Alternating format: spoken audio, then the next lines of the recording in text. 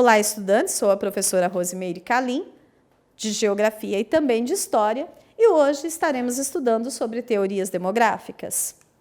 O objetivo maior dessa aula é compreender características e consequências do crescimento populacional acelerado que levaram a formular novas teorias. Olhem este vídeo. Neste vídeo aqui, ele nos dá a refletir e entender como esse crescimento populacional se deu de forma rápida, levando a questionamentos de como seria o futuro com este crescimento populacional rápido. Vamos refletir então? Você, estudante, já ouviu falar em controle da natalidade? E em teorias demográficas? Política de um filho único? Teorias demográficas nos leva a entender o estudo das populações. E demografia? Sempre, estudante, que você se deparar com a palavra demografia, saiba que ela representa a ciência que estuda a dinâmica populacional. Teoria de Malthus. Eu trouxe essa imagem para que ilustrasse quem foi Thomas Robert Malthus. Thomas Robert Malthus foi um teórico, pensador, estudioso, pastor anglicano, que viveu no contexto da Revolução Industrial e se debruçou a pensar, elaborar e estudar os impactos do crescimento populacional e o que fazer diante desse crescimento. Na teoria malthusiana de 1798, ele coloca uma obra, publica sua obra Ensaio da População. Nessa obra, ele desenvolve a seguinte teoria: a população mundial cresceria de progressão geométrica. Olha a matemática, alunos. O que é a progressão geométrica? PG.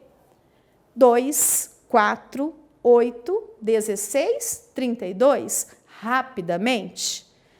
Mas a produção de alimentos ela não cresceria nesse mesmo ritmo. A produção de alimentos já cresceria de forma de progressão aritmética, matemática novamente. Vamos comparar, então, a aritmética 2, 4, 6, 8, 10. Essa dinâmica não teria, dentro dessa dinâmica, não teria como alimentar todo esse contingente populacional, levando a um caos social. Então, Malthus aponta que crescimento populacional aliado com nenhum controle, levaria a fome e miséria. Então, Malthus propõe que, vamos acompanhar, só tivessem filhos quem tivesse realmente condições para criá-los.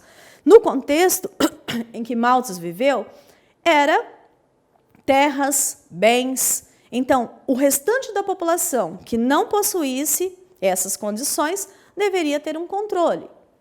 Outra coisa também que Malthus nos propõe, dentro da sua teoria, sujeição moral. Já ouviram falar em sujeição moral?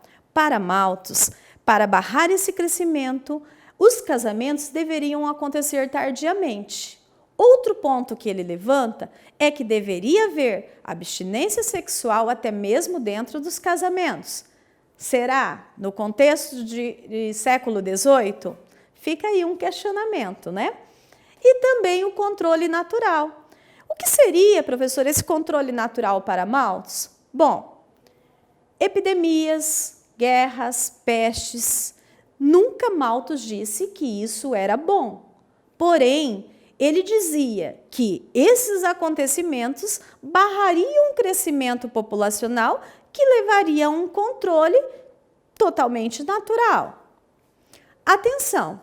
Essas teorias de Malthus de 1798, ela não previu todo o crescimento tecnológico, todo o desenvolvimento que traria e que, como consequência, faria com que a produção de alimentos realmente se estendesse, aumentasse. Olha lá, Revolução Verde, 1960, Malthus não previu.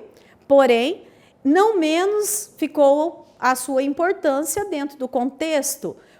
Novas teorias foram pensadas e reformuladas olhando para as suas como temos aqui, novos malthusianistas, novo contexto, novos teóricos. Aqui nós já estaremos falando de um contexto pós-Segunda Guerra Mundial.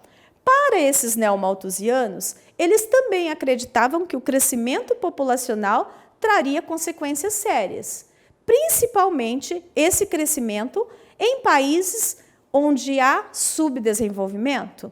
Fariam com que investimentos em infraestrutura, investimentos na economia, teriam que ser desviados para a questão da miséria e da pobreza.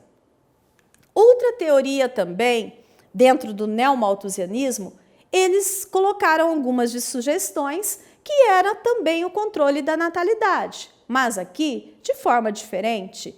Esse controle ele se daria com o uso de preservativos, contraceptivos, campanhas e também a política restritiva, como foi o caso da China, política de um filho único. Outra teoria também muito importante, que é a teoria reformista. Dentro dessa teoria, ela é a inversão das outras duas. Pensem, ela é totalmente o oposto. Para os reformistas, eles acreditavam que para barrar esse crescimento populacional era necessário instrução, educação e investimento em políticas públicas que geraria por si só um controle espontâneo.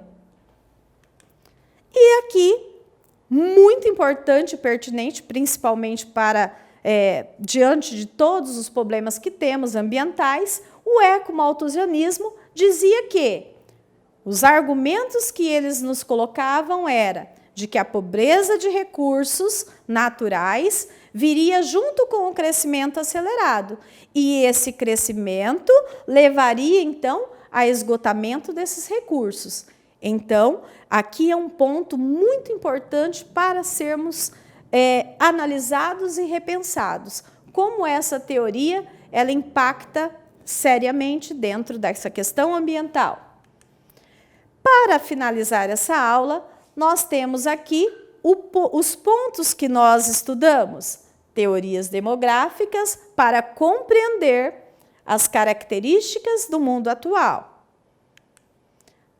A professora colocou aqui para vocês um QR Code com algumas notícias, jornalísticas muito importantes que levam a entender melhor as teorias demográficas e seus impactos, em especial na China e em países europeus.